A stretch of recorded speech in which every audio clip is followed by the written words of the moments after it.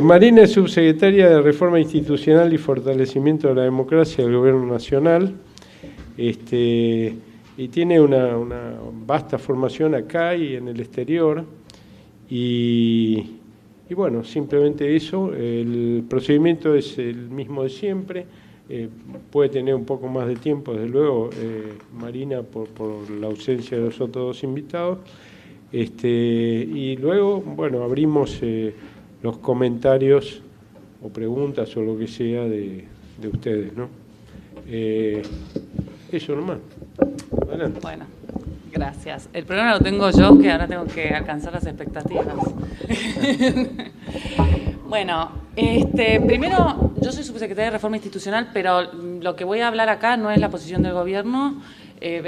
Cuando Luis me propuso de hablar de reforma política, vengo más como una persona que ha estudiado sistemas políticos. Yo hice política de la economía en NYU, la Universidad de Nueva York. Y me parece que a veces cuando tratamos los temas de reforma política no terminamos de profundizar respecto de qué significa el sistema político, qué estamos hablando. Entonces me pareció interesante este lugar de diálogo para que revisemos las preguntas en torno a las cuales tendríamos que definir las reglas del sistema político. El primer punto que me parece interesante que tengamos en cuenta es que no existe un sistema político perfecto. Antes que eso, en realidad, tenemos que tener claro a qué nos referimos con el sistema político y de qué tenemos que debatir cuando debatimos reforma política. Y en realidad estamos hablando de cómo se toman las decisiones colectivas. No existe un sistema perfecto para tomar decisiones colectivas. Existen mejores y peores, existen sistemas que evolucionan. Uno podría decir, bueno, la democracia es lo mejor que tenemos. Ahora, el primer problema que tenemos es qué significa la democracia. Entonces, alguien podría ligeramente decir, bueno, es la regla de la mayoría. Y ahí tenemos otro problema. Distintas mayorías toman distintas resoluciones y según cómo se plantee la forma de sumar las mayorías, también tenemos distintas soluciones. Entonces, no existe un sistema perfecto, no existe un sistema ideal, y creo que es algo que a veces cuando se generan debates en torno a la reforma política no tenemos en cuenta esto. Tampoco tenemos en cuenta que el sistema ideal que nosotros pensamos en el momento de resolver determinadas reglas, no es el sistema, no genera los resultados que nosotros esperamos. Las instituciones no son solo las reglas que se fijan, se escriben sobre cómo debiese comportarse la gente, sino cómo esas reglas funcionan en la realidad, cómo los actores nos adaptamos, tomamos nuestras decisiones en función de esas reglas para tener resultados. Me parece importante esto y me parece importante plantear los temas de la reforma política. Yo ahora lo que les propongo, me parece interesante, es que vayamos mirando los distintos temas que en los últimos años se han debatido desde el punto de vista de, bueno, cuál es el objetivo, qué es lo que nosotros querríamos, no de la otra forma, no decir, bueno, esta regla tiene que tener este resultado, porque lo más probable es que la regla no termine en el resultado que nosotros buscamos. Entonces es bueno a veces preguntar más que responder. Entonces yo, la propuesta cuando me dijo Luis, me pareció interesante generar un espacio de preguntas más que de respuestas. El primer tema que se estuvo hablando en el último año es el de la boleta única electrónica. Entonces, yo no sé, hay una distinción que habría que hacer respecto de boleta única electrónica y boleta electrónica. Hubo mucha confusión en el debate, no es lo mismo una cosa que la otra. ¿Cuál era el problema con la boleta única electrónica? O el problema que se pretende resolver es cómo garantizar transparencia en la emisión del voto, cómo garantizar que la persona que vote tenga la tranquilidad de que ese voto va a ser contado, cómo garantizarle a los partidos que participan que el fraude se va a minimizar. Entonces, la propuesta de la boleta única electrónica lo que plantea es que existan máquinas en el momento de votar donde el elector imprima su boleta. Entonces, eso, por empezar, resuelve el problema que existen en las elecciones. Todos ustedes han participado de elecciones, saben que el primer problema que hay los partidos políticos con el sistema de boletas es que tienen que tener las boletas en las mesas de votación. Esto implica un costo enorme para los partidos, de logístico, de infraestructura. Nosotros, por ejemplo, en las últimas elecciones en Salta tuvimos que revisar boleta por boleta porque estaban mal cortadas, entonces había que chequear que estuviesen bien cortadas porque las boletas que estaban mal cortadas no servían. Entonces ya hay todo un costo que se resuelve. Resuelve otros problemas como es el de... bueno, la falta de boletas es el primero, reduce el costo de la fiscalización, reduce el problema de lo que es el voto en cadena, eso también. Nosotros, por ejemplo, entre la primera vuelta y la segunda vuelta, yo estaba fiscalizando en una escuela en Morón y de pronto veo que están juntando sobres. Digo, ¿pero por qué están juntando esos sobres? Los sobres tienen que ponerlos en la urna. Y por supuesto, el presidente de la mesa no está al tanto de que esos sobres pueden ser utilizados en otra elección para, por ejemplo, darle el sobre cerrado y iniciar una cadena de votación. Entonces la presidenta me dijo, ay, me dijeron que eran para los chiquitos para que votaran. Digo, no, paren un momento, va a haber segunda vuelta, estos sobres tienen que volver a la urna. Digamos, es muy fácil generar situaciones confusas en el momento de una elección. Entonces, todo lo que hace va limpiando todos esos momentos, lo hace más transparente y más clara. Además, facilita el conteo. La verdad es que quien estuvo en una mesa contando las boletas, y es engorroso, es difícil y muy, muy fácil de hacerlo mal, hacerlo confuso, tardar 20 veces, al final cuando ya se está terminando todo el mundo se quiere ir a su casa, a nadie le importa si sacaron 3 votos menos, 4 o se sacó ninguno, el partido que no tiene fiscales no tiene votos, es real. Es verdad que te dicen, la trampa en el fondo está en el conteo definitivo al final. Es cierto, por ahí la trampa está en el conteo definitivo al final, pero si yo no tengo el resumen de lo que pasó en cada boleta, no puedo reclamar. Entonces, todo lo que haga, primero, que el tipo elector pueda votar lo que quiere votar, que encuentre el voto que quiere emitir, y todo lo que haga que facilite el conteo, y todo lo que haga que facilite que los fiscales de cada partido puedan tener claro el acta del escrutinio, hace que el escrutinio sea más transparente y más prolijo. Esta virome, por ejemplo, uno escribe, puede llenar un acta y después da vuelta y borra el acta. Es muy fácil un acta manual hacerla falible. Esto, si alguien firma. Yo el otro día me dijeron que esto fue usado en alguna elección. Entonces, la boleta única electrónica no es el voto electrónico. La boleta única electrónica agrega una posibilidad más de conteo, de control. Agrega la posibilidad de que si todos ustedes votaron en la Ciudad de Buenos Aires, saben cómo funciona la boleta electrónica. Uno va, elige, se emite el voto, se imprime el voto, uno lo pone en el sobre y eso entra en la urna. El voto que vale es el voto que entró en la urna, no es lo que uno hizo clic. Y ese voto se puede contar, se puede revisar, existe. Lo que pasa es que esto facilita todo el proceso, facilita la transferencia de información y facilita el hecho de que el elector pueda efectivamente votar a quien quiso votar y que efectivamente ese voto se contabilice. Hay una doble contabilización que es la de la máquina y la de los mismos fiscales que están en el momento con el presidente de mesa, y está el escrutinio definitivo, que es el escrutinio definitivo, el que es cuando se controlan que todos después de la elección, después del día de la elección, durante una semana se está controlando que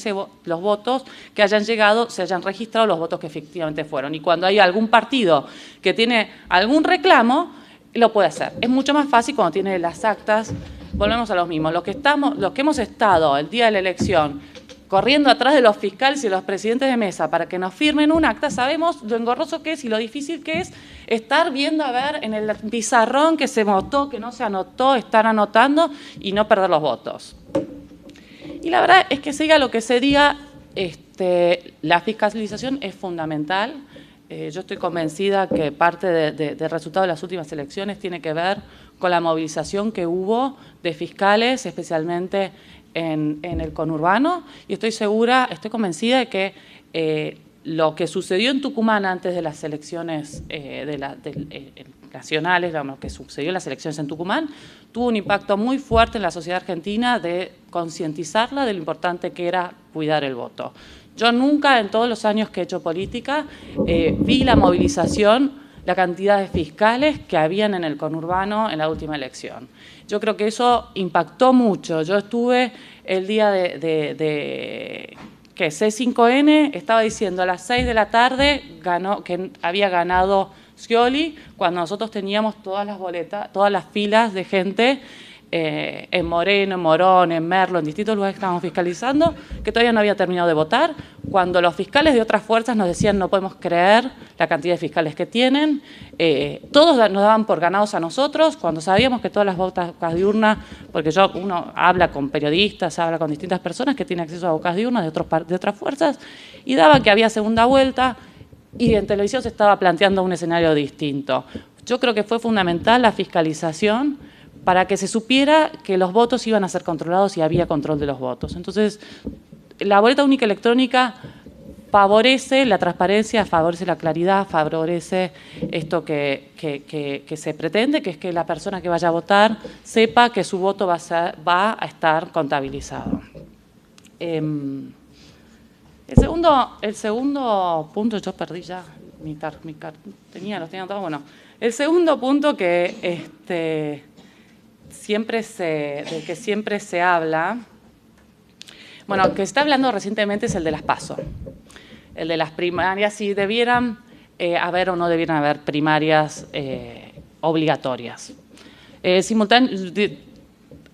Las PASO son primarias, abiertas, simultáneas y obligatorias. Y la pregunta acá que nos tenemos que hacer y que tenemos que distinguir, creo yo, es una cosa son las primarias y otra cosa son las internas. Y la pregunta que nos tenemos que hacer, tampoco tengo respuesta, es si es el Estado el que debiera definir cómo las agrupaciones políticas deciden quiénes son las personas que van a representar esa agrupación política. Esto no es que las PASO es un paso más, no sé, es más o menos democrático porque el Estado se meta en las agrupaciones políticas. Y no creo esto...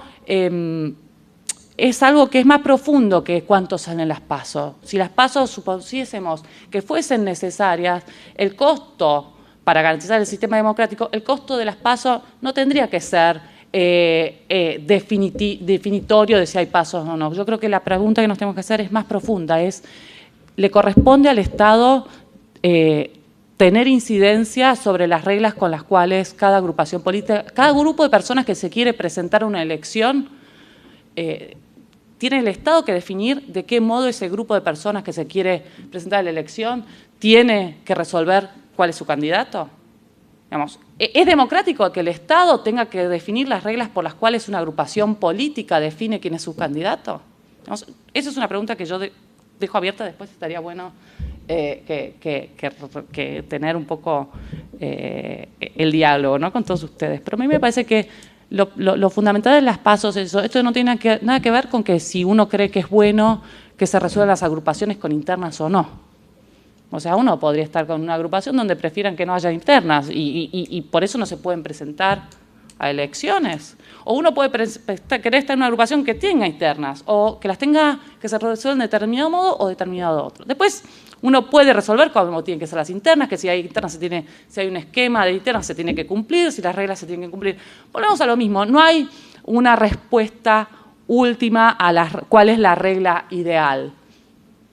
Lo que sí tenemos que tener en claro es que las reglas tienen que ser claras, transparentes y que después cada uno y se tienen que cumplir. Y esto, los otros temas que tienen también que siempre se están tratando es en torno a la representatividad. Y hay dos temas que suelen tratarse o que últimamente se están tratando. Uno tiene que ver con el cupo o la igualdad de género y el otro tiene que ver con que en realidad son más o menos los mismos, ¿qué es lo que estamos representando, ¿no? Y la pregunta que nos tenemos que hacer con el cupo son dos cuestiones distintas. Uno es el problema de la mujer para desarrollarse y desenvolverse en la política, para avanzar, para insertarse en toda la vida laboral, no solo en la política. Y otro es el tema de si los representantes representan personas, ideas, valores, propuestas de trabajo, políticas públicas.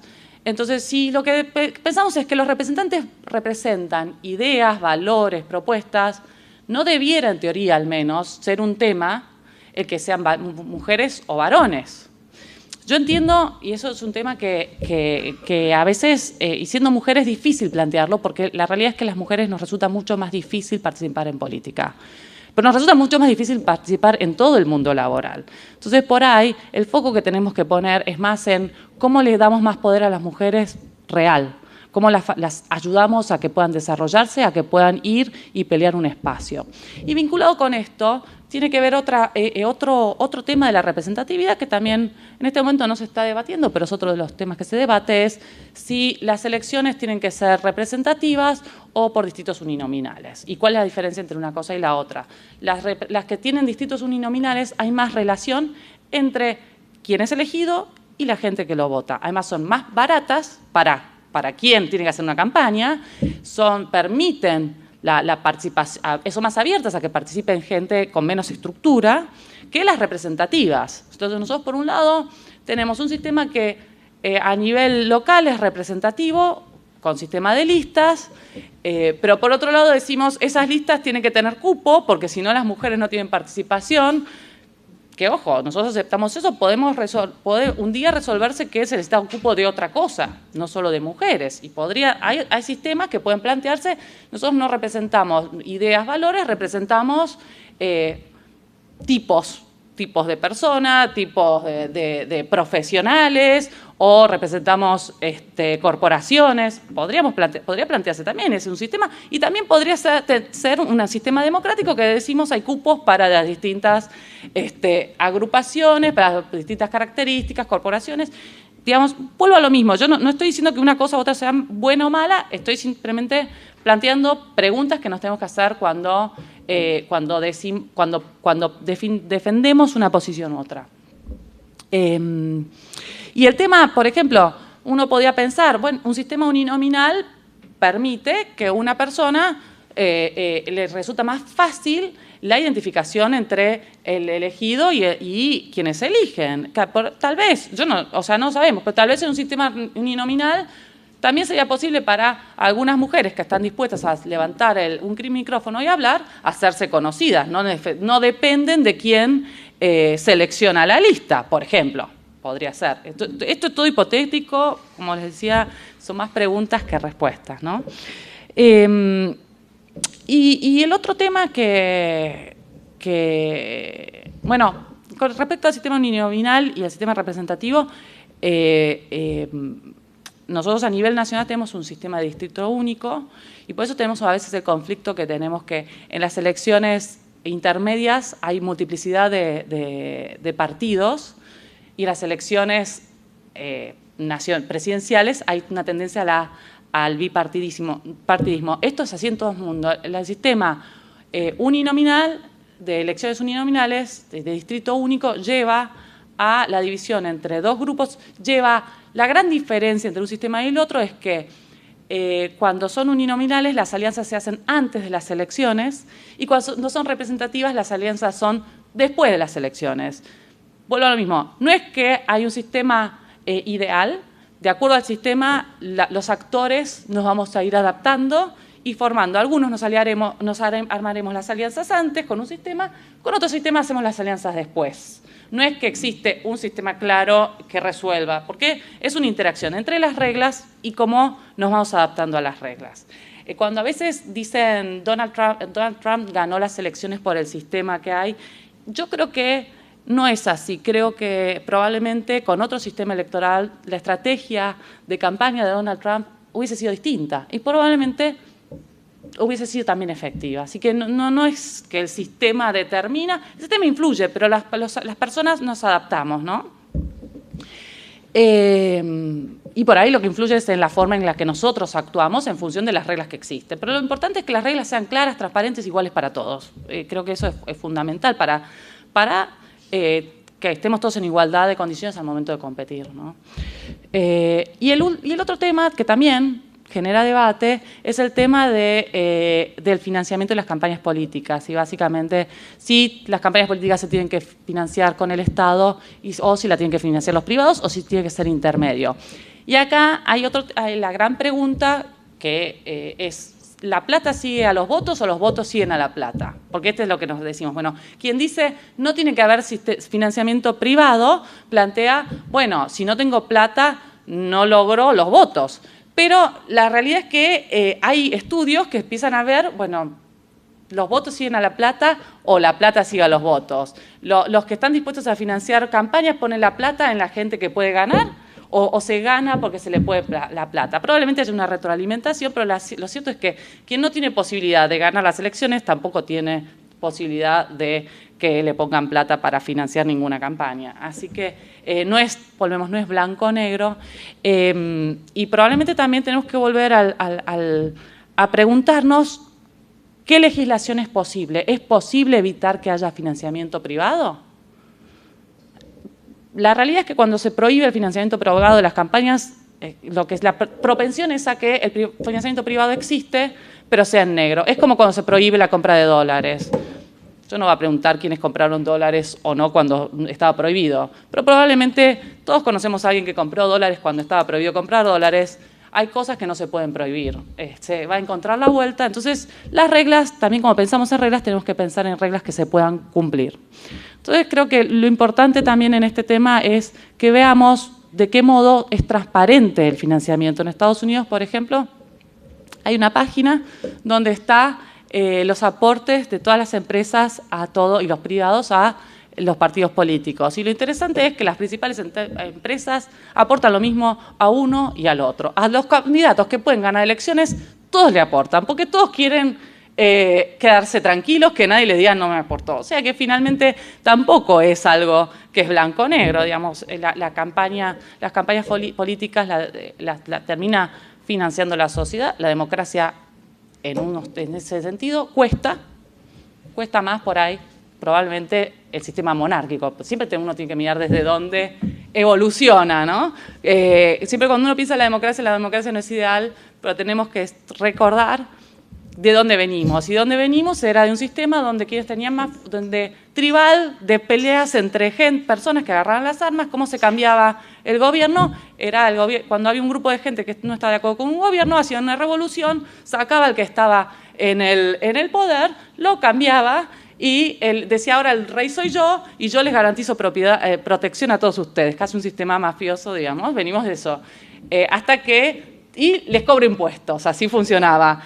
Hasta que la gente que pagaba los impuestos y financiaba la guerra empezó a molestarse y algunos reyes se dieron cuenta que si no compartían un poco el poder, los iban a derrocar y así empezaron los parlamentos, ¿no? Entonces, es importante, yo siempre digo, durante este año y medio estuve trabajando mucho en temas de transparencia y siempre digo que lo más importante, creo que el gran cambio que tenemos que dar en la Argentina es un cambio cultural que tiene que ver con que los argentinos tomemos conciencia de que quienes estamos gobernando lo estamos haciendo temporalmente, que fuimos elegidos para administrar fondos públicos y que esos fondos fueron se pagan con los impuestos que pagamos todos. Porque creo que esto es lo que nos lleva a nosotros a ser conscientes de lo importante que es el sistema electoral, de lo importante que es elegir, de lo importante que es que el voto que nosotros emitimos sea el voto que se contabiliza y que quienes gobernamos tengamos siempre presente para quién estamos. Entonces, cuando a mí me pareció interesante ¿qué son las cosas que nosotros tenemos que pensar cuando pensamos en la reforma política? Es que el sistema que nosotros tengamos sea un sistema con reglas cumplibles, transparentes, claros, que nosotros podamos estar seguros de que es el mejor sistema que podemos tener.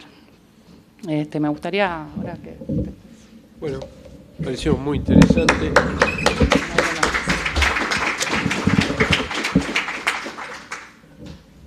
Queda abierto. Yo me anoto para romper el fuego. Yo quería... Aparentemente los partidos políticos de alguna forma están en crisis en todo el mundo, ¿no? Pero hay una crisis particular de los partidos políticos en la Argentina. Quería una reflexión, pero vamos a esperar que se anoten algunos más, y 3 o 4, y este es uno de los temas que quería ver tu reflexión.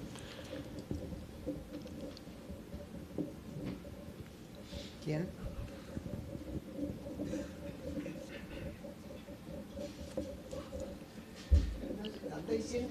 Hacemos la primera ronda. Tito.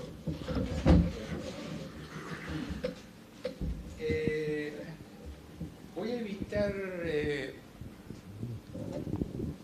por el momento hacer consideraciones generales, porque vos te manejaste en niveles muy diferentes, de modo tal que uno podría abordar los niveles generales, sino que voy a ir a algunas cosas más específicas que me parece que de todas formas son interesantes y prácticas además, ¿no? Una, por ejemplo, tiene que ver con el tema de las PASO. Vos te preguntabas razonablemente, bueno, pero ¿es democrático un Estado que se mete a decirle a los partidos cómo se tienen que organizar? Yo la impresión que tengo, no tengo una respuesta definitiva, pero la impresión que tengo es que no sé si es democrático, pero tampoco sé si es democrático no hacerlo. Por ejemplo, ¿es democrático permitir que haya partidos absolutamente verticalistas? Es decir, en donde el poder esté organizado de una forma totalmente personalista y vertical, y que, bueno, probablemente no lo sea, digamos. Me parece que porque eso puede tener un efecto sobre la política en general, digamos. Es decir, uno puede decir, bueno, si son 4 gatos, que maullen como quieran, pero puede que no sean 4 gatos. Es decir, puede que eso tenga una importancia política a nivel nacional, ¿no?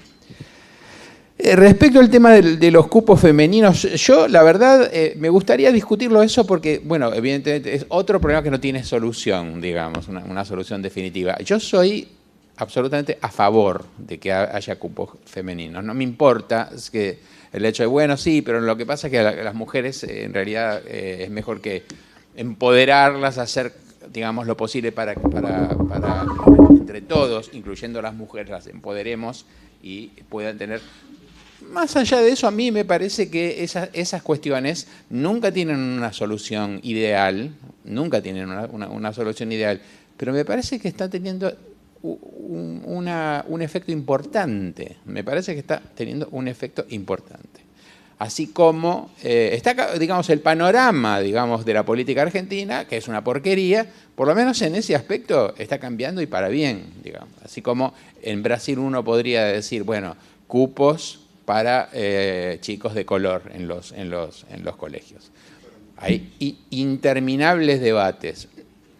No, en mujeres no, en Brasil no. Hay interminables debates, pero me parece que es una política que está funcionando, así que está teniendo buenos efectos, digamos, ¿no?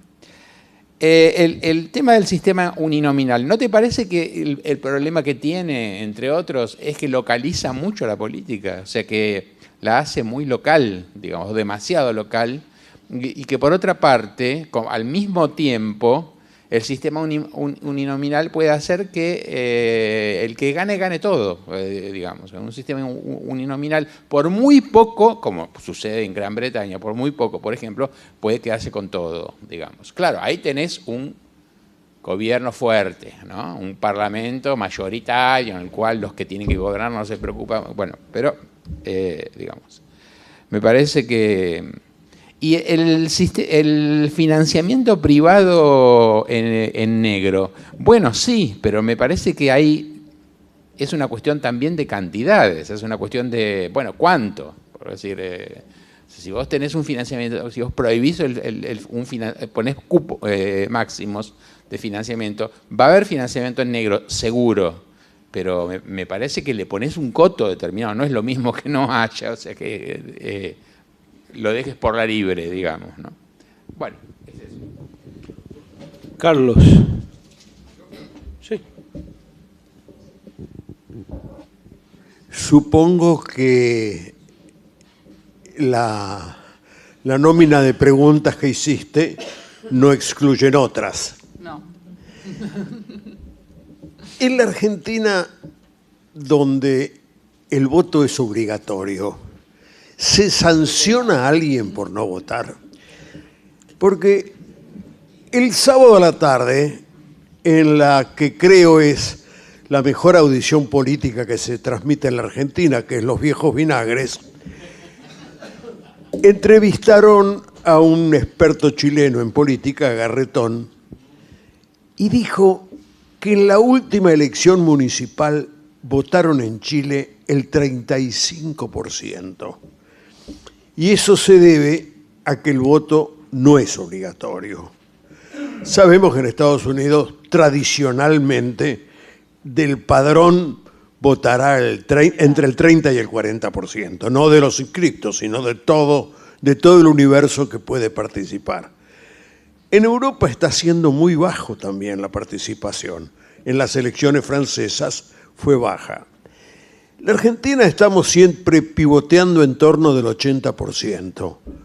Me pregunté si es porque es obligatorio, porque no conozco a nadie en los últimos 20 años, no en la primera época de Perón, que si no ibas a votar no podías hacer un trámite al día siguiente. Si ibas a tribunales, yo soy abogado, el empleado de mesa de entradas te pedía, como decía todo, la libreta de enrolamiento donde figure el voto.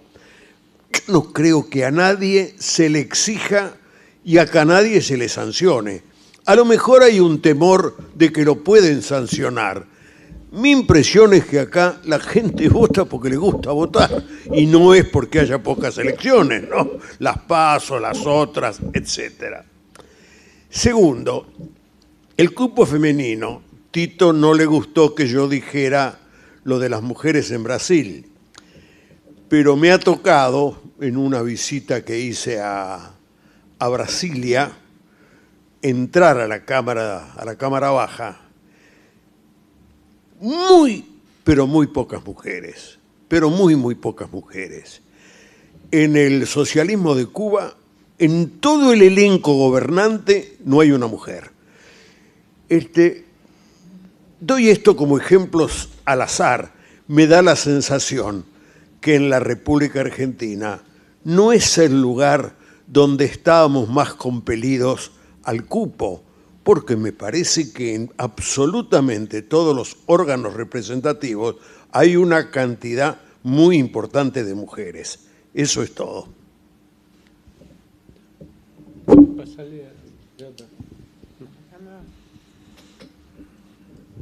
Después hacemos un corte, después seguimos. Yo te quería plantear otra pregunta que no tocaste, que tiene que ver con la representatividad y que es el número de habitantes que hacen falta para elegir diputados. No sé desde cuándo que no se actualiza esa cifra, y eso hace que las provincias chicas tengan una sola representación muy fuerte, que ha sido característico del peronismo, y incide bastante en la democracia real, de la representación real del país. Sí, si tienen pensado hacer algo. Diputados. Sí. Es otro de los temas que también... Aparte del mínimo, bueno, senadores desde ya que nació así el sistema, pero en diputados creo que hace bastante que no se actualiza el coeficiente. Bueno, paramos acá con estas 4 preguntas y después seguimos con la ronda. Vamos de atrás para adelante. Sí, están sobrerepresentadas las provincias chicas y está subrepresentada la provincia de Buenos Aires, básicamente. Lo que genera también a veces... genera también a veces discusiones sobre si la provincia de Buenos Aires tiene que haber ese desequilibrio entre los distritos electorales, ¿no? Y cuando hablamos a veces de distritos representativos o menos representativos, a mí hay una cosa que yo siempre cuando daba clases preguntaba quién se acordaba, que les decía, yo daba clases de gente que supuestamente le interesaba la política porque era de economía política, y les preguntaba quién se acuerda cuál era la segunda persona de su lista, de la última lista que había votado. En general la gente no tiene ni idea quién votó. Lo cual entonces nos empezamos a preguntar si realmente qué es lo que estamos votando, si realmente el sistema, estamos votando lo que creemos que votamos o el sistema está representando lo que creemos que representa, ¿no?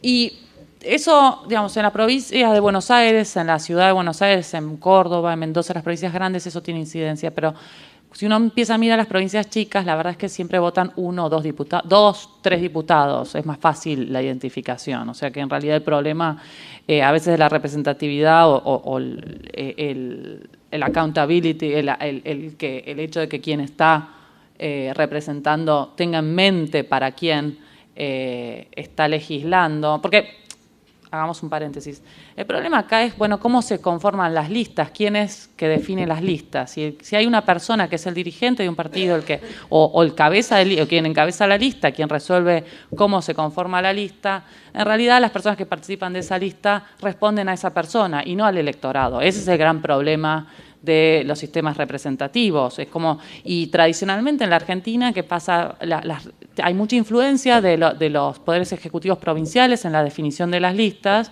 Entonces, finalmente, hay una dependencia muy grande entre los diputados y los gobernadores, y con un sistema de coparticipación donde, digamos, porque todo tiene que ver con todo, y por eso yo digo, bueno, cuando hablamos de reforma política, no es un solo tema, sino son varios, es una reforma de todo el sistema. Nosotros tenemos que tener una nueva ley de coparticipación, porque cuando tiene el Poder Ejecutivo, nos ha pasado, digamos, ¿cuál es el gran problema? Cuando es muy discrecional el reparto de fondos públicos, la pregunta es, ¿a quién responden las personas que están sentadas en el Parlamento? ¿Cuánto equilibrio hay entre el Parlamento y el Poder Ejecutivo? Que estamos hablando de la división de poderes. Digamos, es más complejo de lo que parece a simple vista o del debate que se da coloquialmente. Por eso yo dije, bueno, creo que son más preguntas que respuestas los que tenemos. Con respecto al cupo, sí, definitivamente, a ver, el problema de la dificultad de participación de las mujeres es real, es muy real. La pregunta es, bueno, ¿cómo lo resolvemos? O incluso si nosotros decimos, bueno, nos parece bien el cupo o nos parece bien que la mitad sean hombres, la mitad sean mujeres, la pregunta que también podríamos hacernos, vuelvo a lo mismo, yo aclaro que no es mi voz, no es la voz oficial, es simplemente estoy planteando más desde lo académico o de la reflexión, las preguntas. Bueno, ok, podríamos decir, bueno, nosotros queremos que la mitad de los representantes sean los hombres, la mitad mujeres, porque hay hombres y mujeres. Entonces, ¿por qué motivo tienen que estar en la misma lista? ¿Por qué no tenemos que votar listas de hombres y de mujeres, por ejemplo? Entonces, así garantizaríamos que por lo menos pudiese haber competencia entre las mujeres que ocupan ese 50%, y no... Porque la pregunta es, volvemos a lo mismo, ¿cómo se toman las decisiones respecto de qué mujeres, en qué lugar tienen que estar las mujeres en las listas? ¿O cómo tienen que entrar las mujeres en el Parlamento? ¿O por qué no puede haber un partido de mujeres? ¿O por qué no puede haber un partido de hombres solos? O, por ejemplo, de transexuales que quieran hacer un partido de transexuales. Digamos, no hay soluciones últimas a lo que estamos planteando.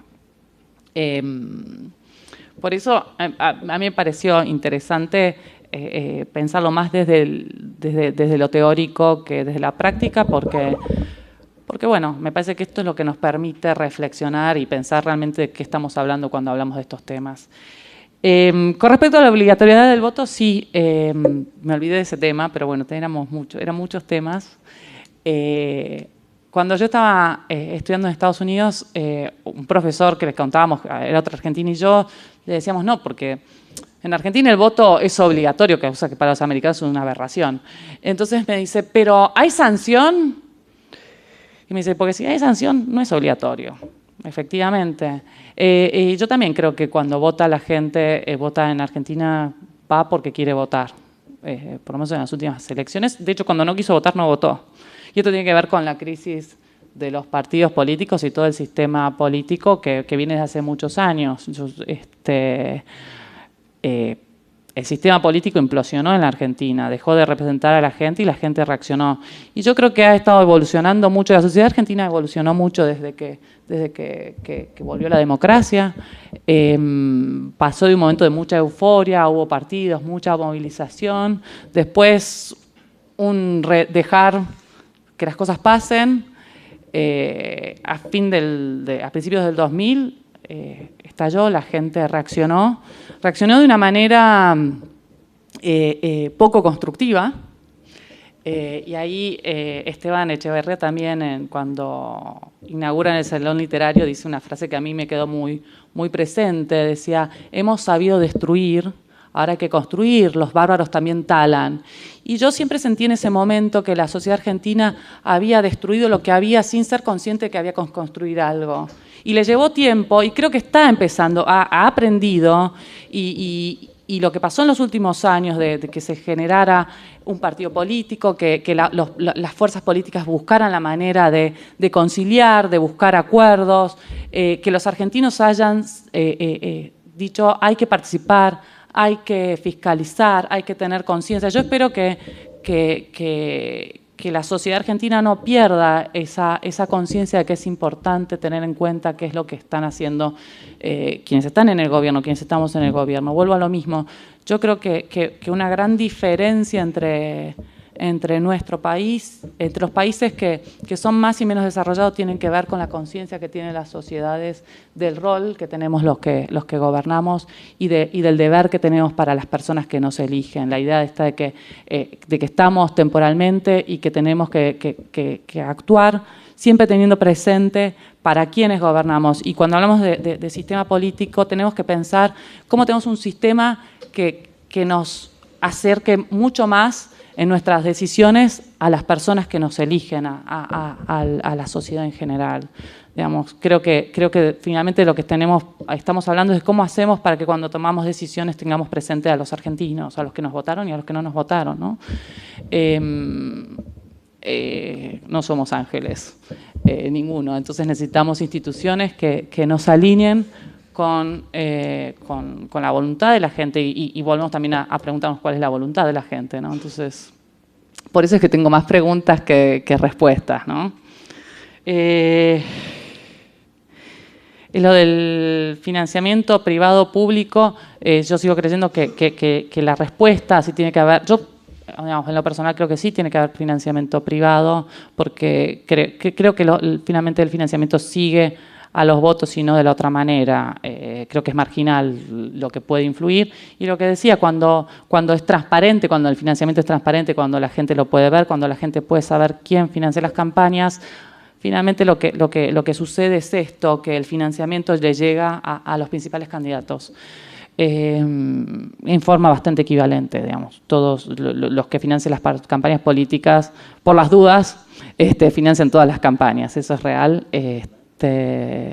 Y en la medida en que se es transparente, podemos evitar los conflictos, podemos distinguir los conflictos de intereses. La transparencia lo que nos permite es identificar y dónde hay conflictos de intereses, dónde hay problemas, mucho más que los sistemas oscuros, ¿no? ¿Algo más? ¿Me faltó? Está Carlos Aveledo.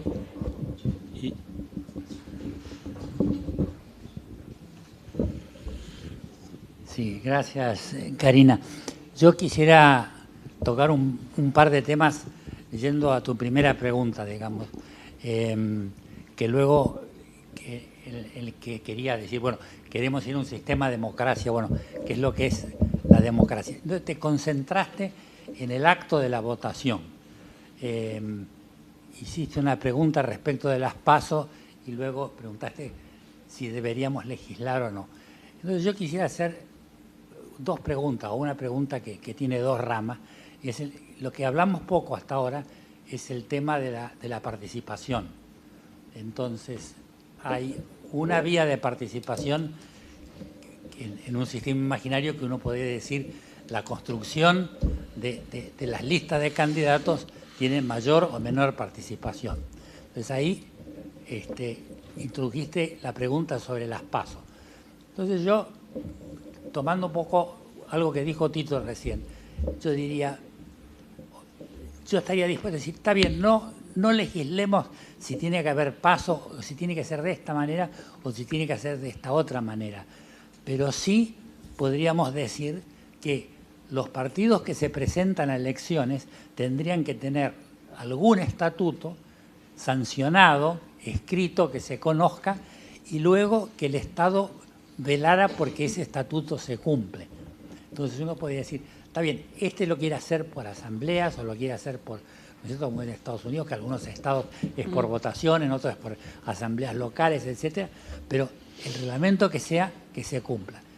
Porque ahora, con las PASO, yo creo que estamos en un punto de, tomando los años de democracia, por lo menos mirando algunos partidos, los partidos que tuvieron algún sistema de participación, hoy tenemos cero participación. Es decir, hay unas PASO, pero los candidatos de las PASO salieron no se sabe de dónde. Entonces, eso punto uno.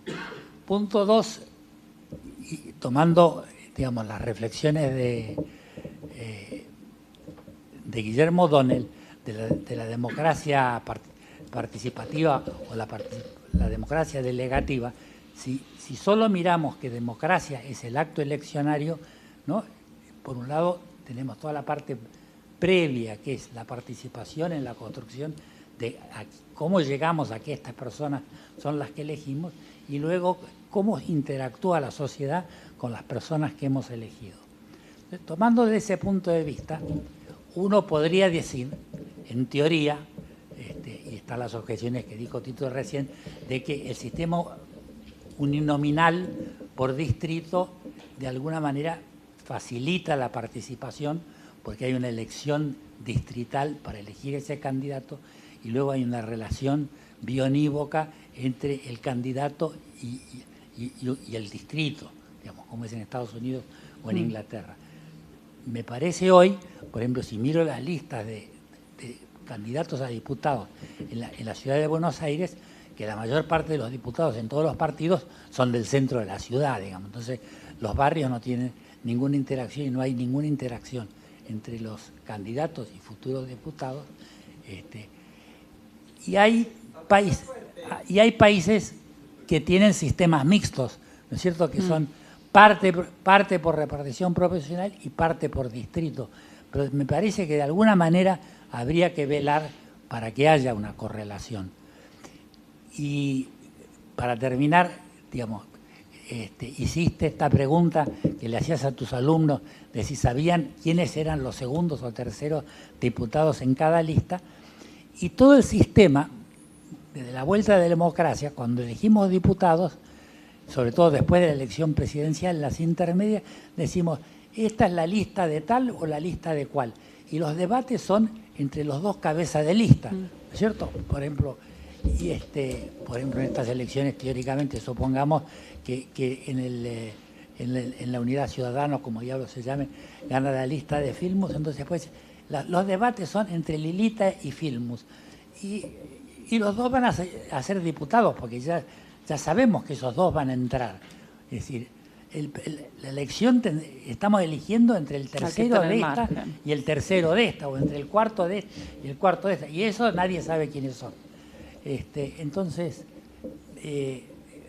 toda mi pregunta o toda mi intervención va hacia el tema de la participación. ¿Qué mecanismos tenemos para maximizar la participación?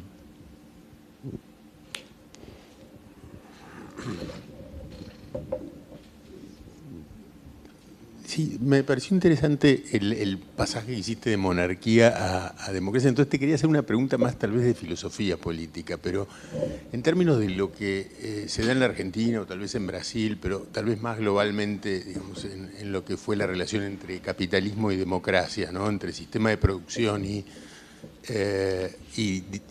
distribución del poder.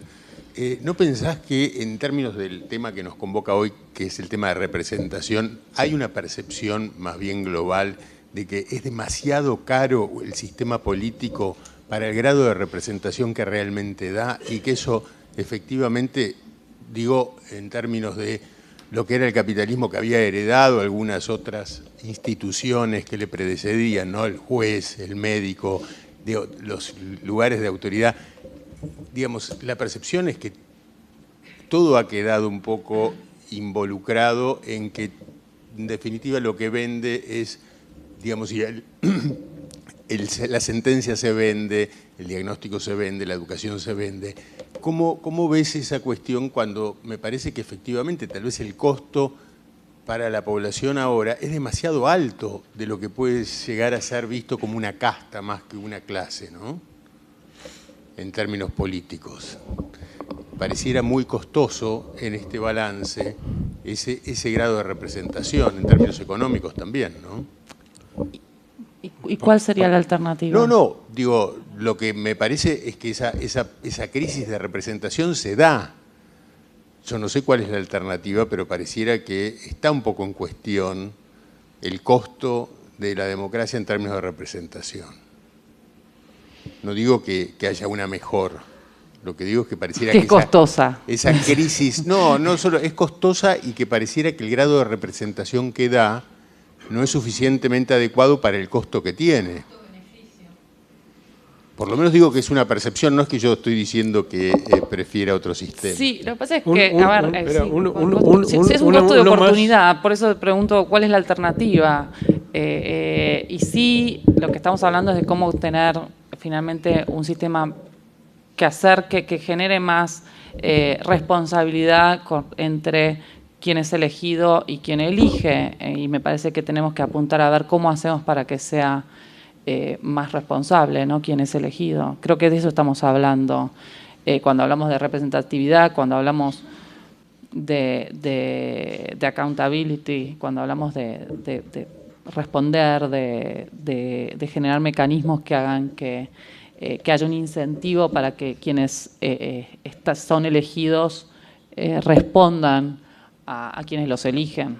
De eso, digamos, un poco yo por lo menos la idea que tenía con todas estas preguntas era plantear eso, ¿no? ¿Cuál es el sistema que nos que nos da, nos asegura o nos lleva hacia una mayor relación, un mayor vínculo, una mayor respuesta? No hay una palabra en castellano a la accountability exacta, precisa. Yo a veces digo responsabilidad, respuesta, rendir cuentas. Pero no es exacta, pero bueno, es esa la idea, el concepto de que quienes son elegidos tengan los... ¿Cómo tenemos un sistema para que quienes son elegidos tengan incentivos para actuar en función de quienes los eligen? Lo cual también nos deja otro interrogante, porque vuelvo a lo mismo, bueno, ¿cuáles son las distintas mayorías? Llegan a eligen distintos valores, distintos representantes, llegan a distintas conclusiones. Lo que yo creo que es lo más importante en el sistema democrático es que exista la concepción minimalista de la democracia plantea que lo que es esencial para el sistema es, digamos, si sacamos todo lo que entra en duda, lo que no podemos dejar de tener es un sistema en el cual haya recambio de gobiernos, en el cual haya libertad de prensa y libertad de información. Es fundamental el acceso a la información pública, no solo lo que ahora está muy de moda el gobierno abierto, sino el acceso a la información pública, el que los ciudadanos tengan la posibilidad de preguntar, no solamente que el Estado brinde la información respecto de lo que está haciendo, sino que los ciudadanos puedan preguntar también lo que el Estado no quiere responder, digamos. Y nosotros estamos haciendo un trabajo muy fuerte. Bueno, yo, justo la subsecretaría que yo dirijo, trabajo mucho en acceso a la información pública. Esto es fundamental, la posibilidad de poder preguntar, el hecho de que los funcionarios, que los representantes sepan que están siendo observados, que los pueden observar, que les pueden preguntar, que tienen que rendir cuentas. Y que haya posibilidad, que haya elecciones periódicas que sean transparentes, que sean abiertas, que sean amplias, que estén... que no haya, claramente que no minimizar el fraude. Digamos, creo que son los aspectos que nosotros podemos garantizar para tener un mejor sistema, una mejor representatividad. Tener reglas claras, lo que decía uno de ustedes, que los partidos tengan, yo coincido, que por ahí, independiente, una cosa es que el Estado resuelva cómo tienen que decidir los partidos cómo eligen, y otra cosa muy distinta es que el Estado garantice que las reglas que los partidos definen que van a tener se cumplan. Digamos, es fundamental que las reglas se cumplan. Creo que antes de discutir las reglas tenemos que tener muy en claro que las reglas son para ser cumplidas, entonces, y que las reglas se tienen que cumplir. Entonces, cuando pensemos en reglas tenemos que pensar que las tenemos que cumplir. Ya llega. No, estaba, no sé, la señora... ahí la señora... Ya te anoté. Yo soy Mary Louise Martin, de la Fundación Americana para la Educación, y nosotros tenemos un programa de hace muchos años que se llama Cuida tu voto. Y bueno, puedo opinar de cualquiera de las cosas que se dijeron. En cuanto a las mujeres, cuando Florentina, se acordarán de ella, empezó ella con el cupo, nosotros que teníamos una organización de mujeres que se llamaba Conciencia, que fue la primera que se hizo justo cuando empezó la democracia, estábamos en contra porque nos parecía que era cámara, disminuirse a la mujer, vas a decir tiene que haber 3, una... Bueno. Pero después estuvimos viendo que era en realidad la única forma y que tuvo efecto porque sigue siendo muy difícil, y no sé quién dijo que ahora ya se podía, no era tan... Sigue siendo, o sea, fue una ayuda eso, que realmente concientizó que tenía que ser. Si tiene que ser primera, bueno, hay algunas que son primera, la otra es segunda, la otra es tercera. Bueno, eso, digamos, es un aside. No, lo que a mí me parece que se ha dejado totalmente, vos decías, nadie sabe el segundo candidato, pero tampoco saben qué es lo que ofrece, ni el primero, ni el segundo, ni lo que va a hacer. Entonces, cuando uno capacita a los ciudadanos, siempre dice, la votación, ¿qué son las elecciones? Tiene un antes, un durante y un después, ¿no? El antes es ver quiénes son, qué es lo que dicen que van a hacer. El durante es votar bien, capacitar fiscales, autoridades de mesa, que la gente vaya, que ahora se anima mucho más a decir, no, esto no se hace. Cuando va a las mesas está mucho más vivaracha la gente. Y del después, que viene la accountability, a ver si lo que dijo lo hace y seguir, y con el tema del gobierno abierto, de la participación, que no es solo preguntar, es también ofrecer información para que se solucione un problema de alguna experiencia que tiene la sociedad civil para algún problema. El tema de que no se sabe lo que van a hacer. Antes, cuando nosotros trabajamos con la Cámara Nacional Electoral, para que se aceptara un partido que presentara candidatos, tenían que presentar la plataforma.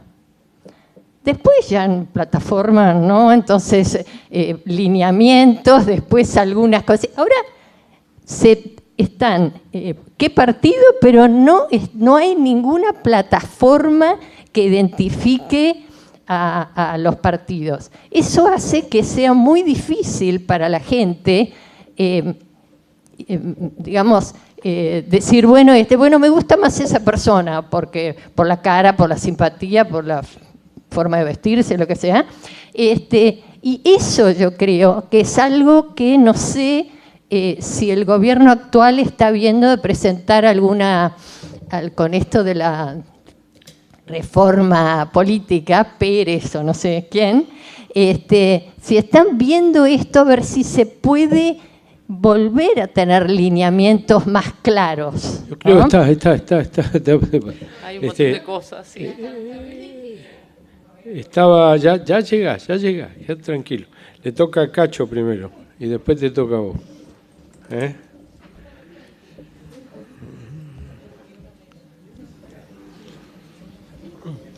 Hola, Cacho Sperling. Uno de los temas que, dentro de las preguntas que uno se hace, es que la vieja y tradicional Constitución argentina, que hablaba de la separación de poderes, a mi humilde entender, no se está reflejando en cómo se van eligiendo y se puede pasar del poder legislativo al poder ejecutivo, ser intendente, ser diputado, ser senador, y tampoco hay un mínimo de criterio que aquel que es intendente, por ejemplo, o intendenta, y quiere ser legislador, no renuncia a su banca, o existen las cuestiones de las candidaturas testimoniales. Entonces, si alguien hace una cuestión testimonial, al menos en el día de hoy, con un financiamiento de los partidos por parte del Estado, si me presento y no cumplo, estoy malversando dineros públicos, digamos, como yo lo interpreto. Entonces, lo mismo que el tema de los programas, es decir, no hay, se está tratando de armar algo nuevo, pero no se está respetando el inicio de nuestra Constitución. Entonces, ahí es donde yo me pregunto, todas las reformas que hagamos, vos fíjate, me llamó mucho la atención y lo planteaste muy bien, el tema de cómo evitar el fraude. Pero entonces estamos dando por sentado de que lo más importante en las elecciones es el fraude, cosa que a mí me aterra que pensemos de una cosa de ese tipo. Eso tendría que ser algún hecho aislado y está siendo tomado como algo muy importante, que estoy de acuerdo, ¿no es cierto? Y después el tema uninominal. Yo tuve la suerte de estar bastante tiempo en Canadá en época de elecciones y el diputado o posible o candidato, es decir, de un barrio, camina, yo he caminado con él, lo saludan todo y le preguntan cosas concretas y después se reúne como partido y tratan los temas nacionales. Pero yo no conozco las caras, formalmente, pues yo los conozco, de los que me representan en el barrio de Palermo, por ejemplo. ¿Te das cuenta? Son preguntas que lentamente hay que ir resolviéndolas o tratando de encontrar una respuesta. Gracias. Última de esta ronda, Guillermo, y después hacemos otra ronda más. Guillermo Yanco. Gracias, Luis. Aquí me dicen que diga ni uno menos, porque no me dabas el lugar, entonces me están soplando las mujeres que digan ni uno menos. Con lo cual doy cumplimiento. Está bien el tema de las reglas, pero el tema de las reglas requiere fundamentalmente que haya gente que construya bien las reglas. Las reglas se entiende, las normativas de la cotidianeidad y se entiende la construcción de las leyes. 2 temas y 2 preguntas. También son preguntas o inquietudes como vos planteás. Uno de ellos es, estamos ante un proceso electoral próximo muy importante. Uno de ellos es, se ha presentado una lista solo de mujeres en uno de los distritos y un juez la impugnó. La pregunta que hago es, ¿cómo es esta relación? Afuera? ¿Cómo? ¿Por qué te dejaron afuera? No, un chiste. Sí, tenés razón. Conocés bien el tema. Entonces, se ha presentado una lista solo de mujeres y un juez impugna. La pregunta es, bueno, evidentemente esto implica pensar en que hay que regular también o establecer una mecánica sobre este tema, pero la pregunta es, ¿cómo es la relación entre la política y la justicia, entre la política y las reglas políticas o el hacer política y el Poder Judicial? Tomando en cuenta, por ejemplo, este tema. Y el segundo tiene que ver con el proceso de confección de listas. Biondini presentó 6 listas y va a recibir 20 millones de pesos en función de esas listas. En la provincia de Buenos Aires, Duhalde con alguna otra gente ha presentado listas y las han impugnado. Y van a recibir gran fortuna en dinero para la confección de las boletas. La pregunta es, ¿cómo se va a supervisar que ese dinero que va a las boletas sea el dinero efectivamente aplicado a boletas y no implique otro tipo de cosas? Gracias. Bueno, cortamos acá, después está Graciela, Ricardo y yo.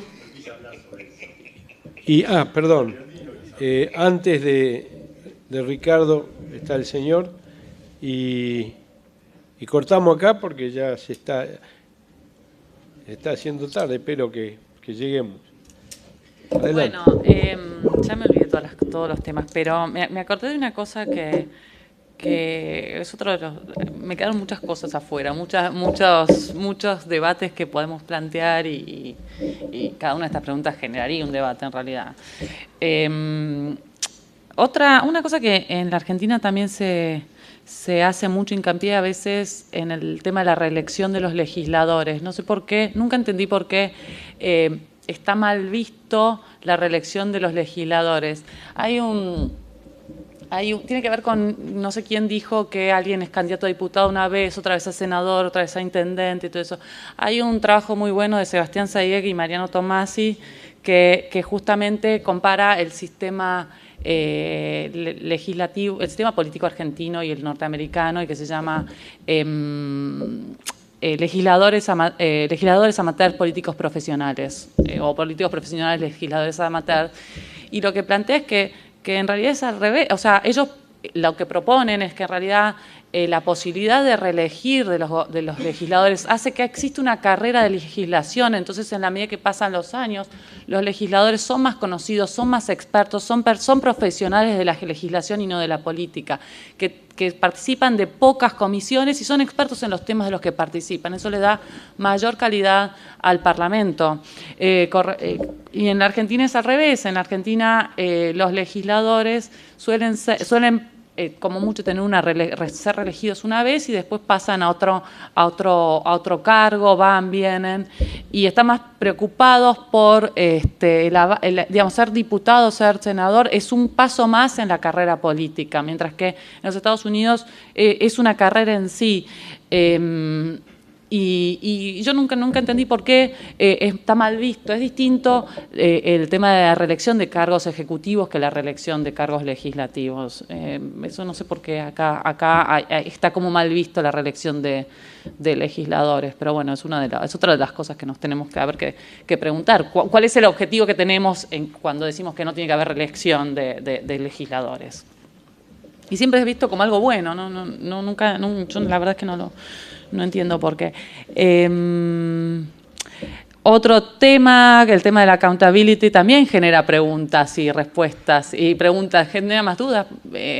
Susan Stokes también tiene un trabajo muy interesante que analiza lo que pasó en la presidencia de Carlos Menem, y ella dice que Carlos Menem fue elegido por un grupo de gente y no gobernó de acuerdo a lo que le propuso este grupo de gente. Ahora, lo que ella dice es, una cosa es la representatividad ex ante, o la representatividad tiene que ser ex post, porque finalmente fue reelegido por otro grupo de personas, entonces fue representativo de un grupo de personas. Esto tiene que ver con lo que decíamos, de que no hay una regla de la mayoría absoluta también, ¿no? Porque son distintos grupos y en los dos casos fue elegido presidente, primero con una plataforma y después con todo lo contrario, pero bueno.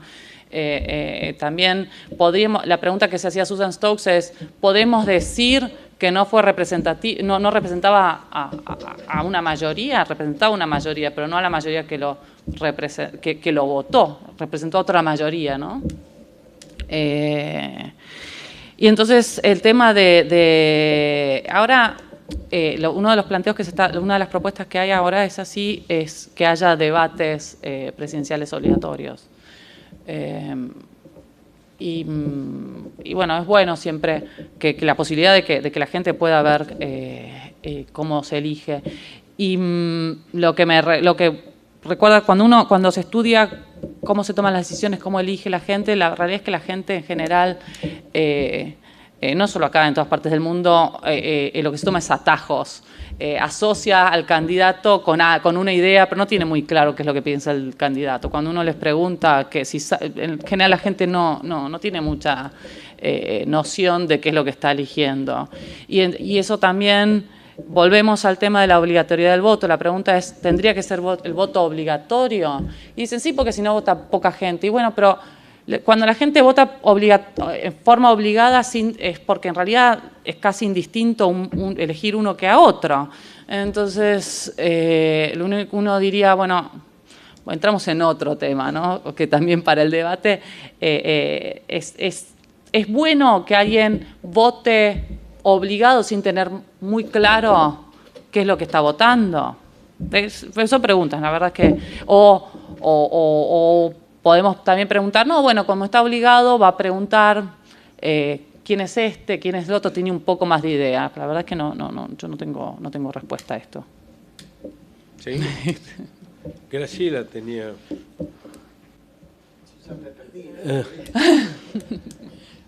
Antes que nada, muchas gracias. No, de nada. Gracias a ustedes. Porque viniste, porque es interesante. Al mismo tiempo hay, y es inevitable, como una contradicción. Vos decís, yo planteo esta pregunta para que podamos discutir un poco en abstracto, pero terminamos hablando de lo concreto porque no te invitamos de casualidad. Te invitamos porque hay elecciones pronto y porque todos estamos preocupados por la institucionalidad y cómo se construye institucionalidad. En cuanto al cupo, yo creo que era necesario. Más allá de que más de una vez me fastidié porque en una lista fue a parar el marido de alguien, la mujer de alguien, porque no había otro. Pero eso tiene que ver con el ejercicio de la actividad partidaria. Y hoy por hoy no existe ejercicio de actividad partidaria. Replicando a mi amigo, andaba, afiliate a algún lado. ¿Dónde vas? Antes ibas al comité del lugar, la unidad básica, qué sé yo, lo que fuere. O aparece, te alquilan la casita para en la esquina de mi casa, el PRO alquiló un departamento con la otra, una casa en la elección y después se desarma y se van, no sigue. No es un lugar donde vos vas a participar y te conocen. Y no, yo creo que uno de los problemas principales es que nos quedamos sin partidos políticos. Y la construcción del partido político, en todo caso, me parece que reglas y leyes, empezando por la Constitución, hay cómo responder a lo que tiene que ser, más allá de que después, para la cuestión electoral, se modifique el sistema electoral concretamente, que sí hay que modernizarlo. Una pregunta concreta sobre algo que marcaste de las últimas elecciones. Decías nos, porque obviamente era el partido del PRO, nos preocupamos por tener muchos fiscales. Y era lógico que así fuera, sobre todo en los lugares donde naturalmente no tiene esencia de pertenencia el partido y donde va a haber punteros que te van a dar vuelta a la urna, como se dice habitualmente cuando no hay fiscal. Mi pregunta es, ¿todas las elecciones van a traer la misma sensación de tensión y de hay que impedir que o esta en ese caso gane? Porque esta es una de las cuestiones que te impulsan. Militar es eso, encontrar a con quien oponerse y uno se toma el trabajo de hacerlo. No siempre vuelve a pasar. De hecho, se va bajando la intensidad cuando se van resolviendo las contradicciones más fuertes, ¿no? Eso de todas maneras debería exigir, sí, un avance que se vio clarito donde se frenaba con el tema del voto electrónico. Se frenaban aquellos diputados que pertenecen a provincias donde se entrega, o a intendencias donde el intendente te entrega el sobre ya armado. ¿Qué se está especulando en la provincia de Buenos Aires? Que muchos intendentes dicen, sí señora, cómo no, pero yo te voy a dar el sobre por la mitad. Vos ponés el candidato que te parezca, pero estos, los del Consejo Deliberante, ponen los míos. Pues yo me aseguro ganar. ¿Seremos capaces de modificar con reglas eso? Y las reglas pueden ayudar, pero no es sencillo. Por una vieja tradición muy fuerte, muy fuerte y que existe todavía, hoy. Existe y tiene, donde el partido político, si somos capaces de impulsar que existan partidos políticos empezando por el ejemplo, donde el partido gobernante tenga la sensación, a pesar de que es un partido muy nuevo, de que hay un ir y venir y hay una discusión interna de para dónde vamos, qué queremos a mediano plazo, a largo plazo, porque un programa es eso, pueda ir estimulando a que otros lo piensen. Sobre todo si reaparecen viejos. Yo espero que haya una renovación del peronismo, obviamente, y bueno, es indudable que tiene que haberla, si no el destino no va a ser sencillo, pero los mecanismos para poner el voto y controlar, o que no sea tan indispensable el fiscal en cada mesa, y de a dos, para que el gordo que tiene el puntero no te prepee y no te lleve por delante, ojalá se pueda hacer. Tiene que ver con la convicción que uno puede instalar y con qué fuerza se tiene adentro del Congreso como para dar las leyes. Estuvo claro que esta vez no hubo fuerza suficiente.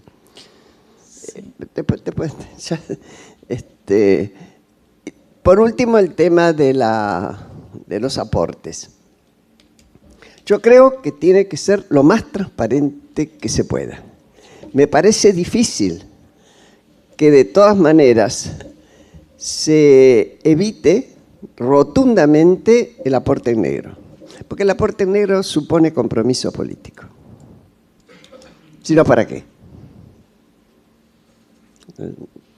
En eso soy medio escéptica. Gracias. Está el señor. Yo, ¿verdad? Sí. Bueno, como muchos no me conocen, soy Enrique Bianchi. ¿No era mi turno? No, a vos sí. Sí. La expositora es brillante, inteligente, por momentos divertida y aparte funcionaria pública. Entonces, cuando en algunas preguntas que formula uno puede ver detrás de la pregunta cuál es su postura, ahí se hace más interesante, porque hay dos preguntas que formuló en donde yo hago de abogado del diablo. Estoy en contra de lo que sospecho que es su postura. La primera pregunta tiene que ver con esto, más o menos formulado así. ¿Tiene el Estado que meterse a regular cómo un grupo de gente elige sus candidatos?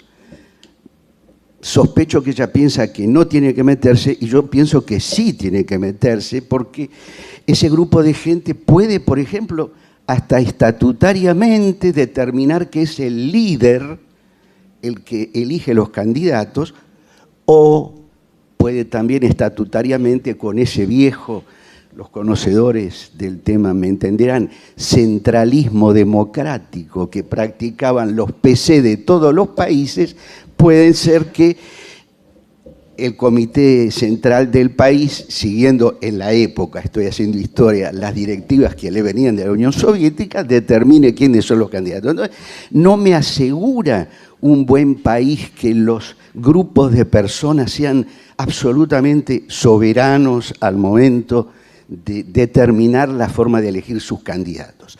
La segunda pregunta, en donde también me pareció advertir una simpatía o una respuesta, fue la pregunta: ¿mantenemos este sistema de listas, de distritos enormes o vamos al uninominal? Formulo una encendida defensa del denostado sistema actual, sobre todo loado sea Dios porque tiene la representación proporcional y salimos de la ley Sáenz-Peña de que la mayoría tenía los 2/3. Y formulo una apasionada crítica del sistema uninominal. 2 ejemplos y termino. Reino Unido, Francia. Reino Unido, hay un... Ojo,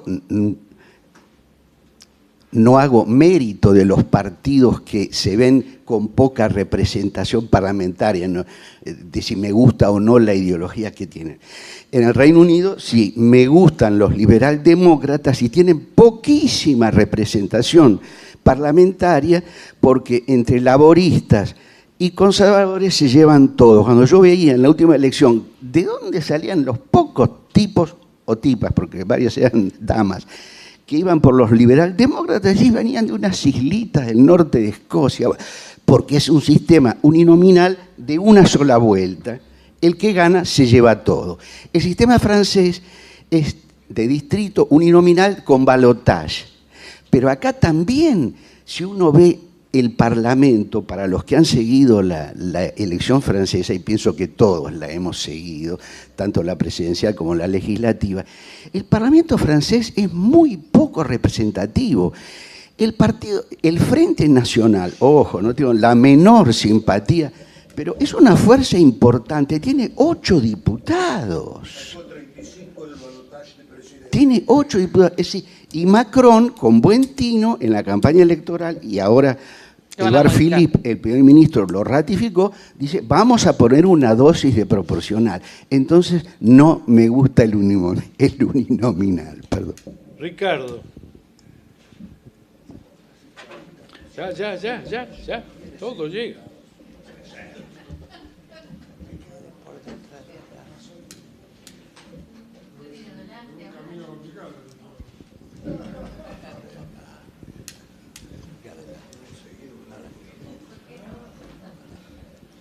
No, hablando de reformas, etcétera, hay 2 niveles de reforma. Hay uno en la constitucional. De hecho, la Quinta República Francesa fue un rediseño constitucional, a medida de Gaulle, pero fue un rediseño constitucional que lo que hacía fortalecer el Ejecutivo. O sea, hubo un cambio central de la forma de gobierno, con la idea de garantizar la gobernabilidad. El otro es la reforma del sistema político, lo que estuvimos discutiendo acá. En el medio siempre aparece el tema de la gobernabilidad, porque la doble vuelta es el intento de gestar una mayoría.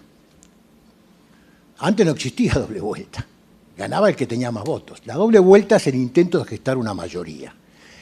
Y la doble vuelta legislativa es lo mismo, es el intento de gestar una mayoría parlamentaria que acompañe al gobierno que es elegido, al Poder Ejecutivo. Y el tercer tema que creo que vale la pena discutir es el tema de quién elige a quién. Las PASO lo que garantizan es que los ciudadanos participen en la elección de la lista, pero las listas son elegidas por una élite, por aquellos que tienen el poder de seleccionar, juntar los avales necesarios para presentar la lista. No lo hace cualquiera eso. No lo hace cualquiera en el PRO, yo conozco el radicalismo, no lo hace cualquiera en el radicalismo, no lo hace cualquiera en el peronismo. Y respecto a los partidos, centralismo o no centralismo, Cristina Fernández de Kirchner se sentó, armó una lista y dijo, esta es mi lista, y se presenta en el espacio. Y acá no hay ninguna regla respecto a eso. Basta que tenga los avales necesarios, que inscriba un nombre que no sea impugnado para que se presente una elección. Ex novo creó un partido de un día para otro, le puso un sello y la marca es ella. De manera tal que esto tampoco garantiza, la democratización ni la participación política. El voto es un acto en un día domingo, la gente va y vota y ahí termina. No se fideliza nada. Entonces me parece que hay un tema que nosotros, que no es para esta charla, seguramente para otras charlas, ¿qué hablamos cuando hablamos de un sistema político?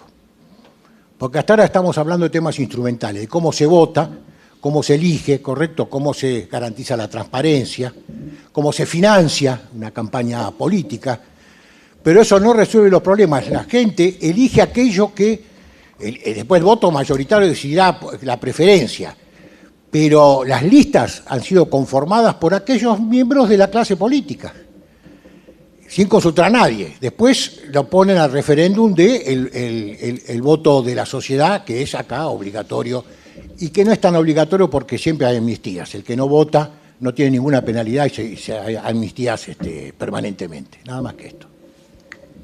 La señora.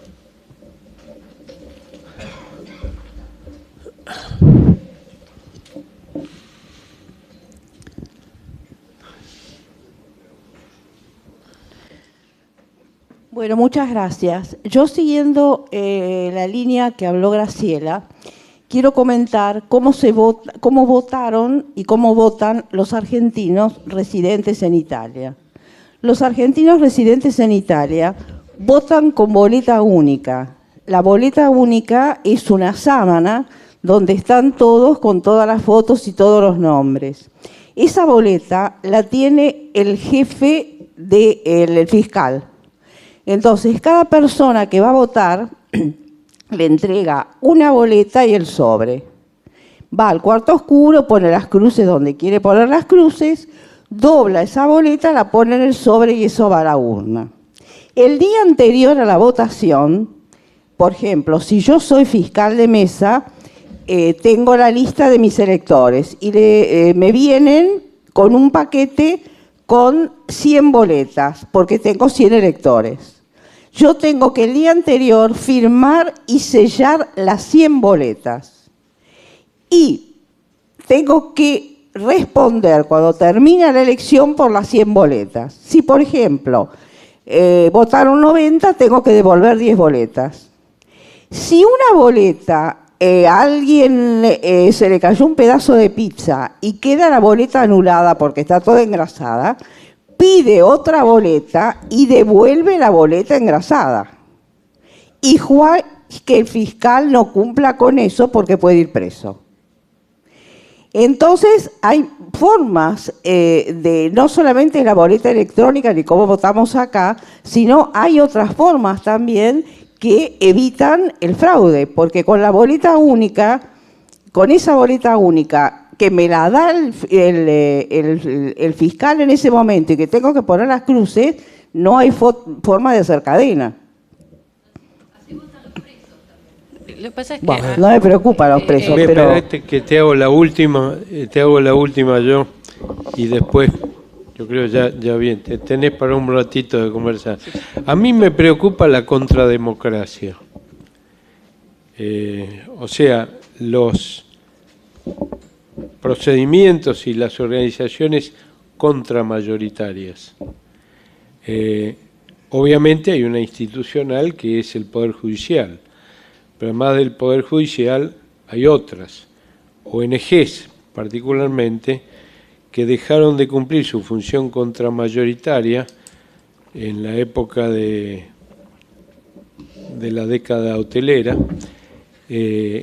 como por ejemplo los derechos humanos, en la medida de las organizaciones de derechos humanos o de defensa de los derechos de las mujeres, en la medida en que recibían plata del Poder Ejecutivo, ¿no es así? Sí. Entonces, la pregunta es, ahora la costumbre no cesó. Lo que cesa de alguna forma es, en el caso de derechos humanos, bueno, que es explícita, yo te pongo la guita porque me conviene estar en esto, pero yo sé que vos estás en contra mío. Pero hay otros casos, como por ejemplo ONGs que trabajan en educación, por ejemplo, y que podrían tener una postura crítica al poder político, y no la tienen porque están funcionando, dando servicios al Ministerio de Educación, ¿no es así? Yo también estoy en el gobierno, o sea, esa es la crítica dura. Entonces yo me pregunto si no habrá que hacer algo en relación a... Pues en definitiva, la democracia sin duda tiene que ver con las mayorías, pero también tiene que ver con el fortalecimiento de la sociedad civil y de las instituciones contrademocráticas, ¿no? O contramayoritarias, mejor dicho. Bueno, cerramos, no sé si hay alguno más, tiene tiempo de poner... cerramos acá, tenés para un ratito las últimas, y nosotros a las 9 tenemos la orden de la comisión directiva de este club de terminar con estas reuniones. Bueno, tenés 15 minutos para... Lo primero, siempre de lo último, lo primero porque es lo que así no me olvido. Vos trajiste un punto muy interesante. Nosotros cuando estábamos antes de presentar el proyecto de ley de acceso a la información pública, estamos reunidos con un grupo de ONGs que nos plantearon, bueno, pero este es el proyecto que ustedes tienen, entonces, ¿dónde no va a ser representativo? Y los representantes, nosotros queremos tener nuestra posición. Yo en un momento le dije, miren, discúlpenme, esto va a la Cámara, al Congreso, que son los representantes, que es donde se va a debatir, ¿no? De algún modo, también a veces nos olvidamos que los diputados son los representantes, ¿no? Con respecto a lo que decís de los fondos, yo justo el otro día estaba planteando que me parece que tenemos que hacer un registro de ONGs donde cada vez que reciba una ONG dinero, tengan que estar para qué, por qué, y tengan que responder, porque es verdad que las ONGs es como que se atribuyen toda la moralidad de la sociedad civil. Sí, soy la sociedad civil. Sí, la sociedad. ¿Dónde está lo que me decían era dónde está representada la sociedad civil? Yo les dije en el Congreso, bueno, pero no les gustó. Y me parece, yo cuando planteé eso, digo, tenemos que hacer un registro. Me dijeron, vos querés que yo me pelee con todo el mundo, pero creo que finalmente vamos a estar, eso es algo que hay que desarrollar, y yo creo que es muy importante que sepamos cuando el Estado, así como el Estado tiene que dar explicaciones cuando se hace una licitación y se le financia una obra o se financia lo que sea que se financie, también hay que dar explicaciones cuando se le da plata a una ONG, a una organización civil. Tiene que explicar para qué y por qué se le dio esa y no a otra, ¿no? Es fundamental. Yo creo que es uno de los temas que hay que desarrollar y que hacerlo público. Es un registro, tendría que haber un registro. Nosotros estamos pensando en eso, en armar un registro que esté centralizado todo el dinero que reciben las ONGs, porque es verdad, hay ONGs que viven del Estado, literalmente, y nadie las controla. Nosotros no, bueno. Nosotros no, somos ONG, ¿cómo no? Somos esto tiene que ver con eso de la importancia de saber qué se hace con los fondos públicos. Después, para atrás. La verdad es que yo hago preguntas porque a veces pienso una cosa y otras veces todo lo contrario. Porque cuando uno empieza a pensar en las reglas, es verdad, uno tiene que definir, hay valores que a veces se contradicen y unas cosas son buenas y también son buenas otras.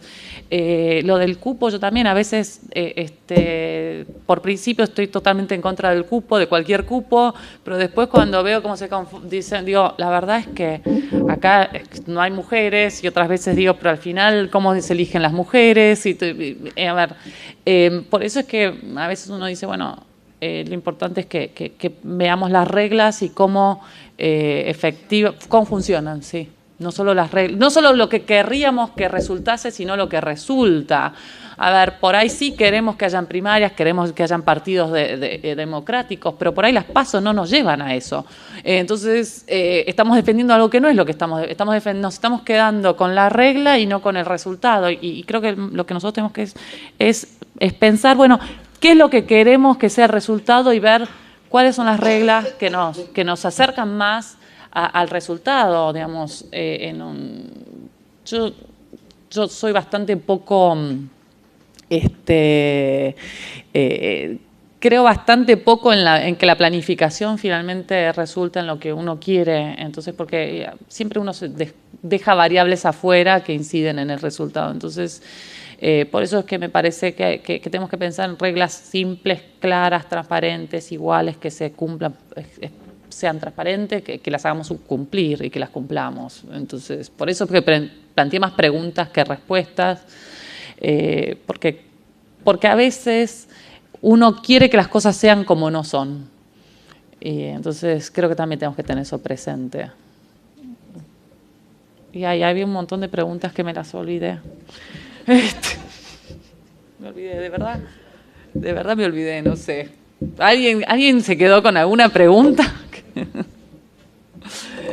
Bueno, no, yo creo que Muchas gracias. Grandes líneas fue una contribución importante y bueno, gracias. No, gracias a ustedes. Gracias a ustedes.